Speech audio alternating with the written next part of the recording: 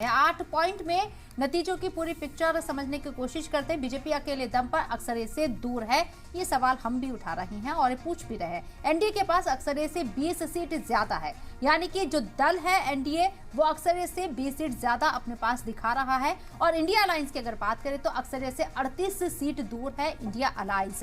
ये 38 सीट कैसे आएंगी, ये भी सवाल बना हुआ है। कांग्रेस सेंचुरी से चूकी है, लेकिन मुजाहिरा बेहतर है, यानी कि कांग्रेस का जितना बेहतर प्रदर्शन होना चाहिए था दावों के मुताबिक उतना नहीं कर पाए, लेकिन फिर भी बहुत बेहतर मुजाहिरा किया है बावजूद इसके, क्योंकि इतना बड़ा ब्लॉक कांग्रेस के सामने था। और तीसरी बात, एसपी तीसरी और टीएमसी चौथी सबसे बड़ी पार्टी है। यहाँ यूपी में मोदी योगी पर भारी पड़े हैं यहाँ दो लड़के। तो 8 पॉइंट में पूरी आपको कहानी समझाने की कोशिश कर रहे हैं इस चुनाव की, इस रिजल्ट की। यूपी, महाराष्ट्र, बंगाल, राजस्थान में बीजेपी को बड़ा नुकसान हुआ है और यही वजह है कि बीजेपी अक्सरियत से चूक गई है।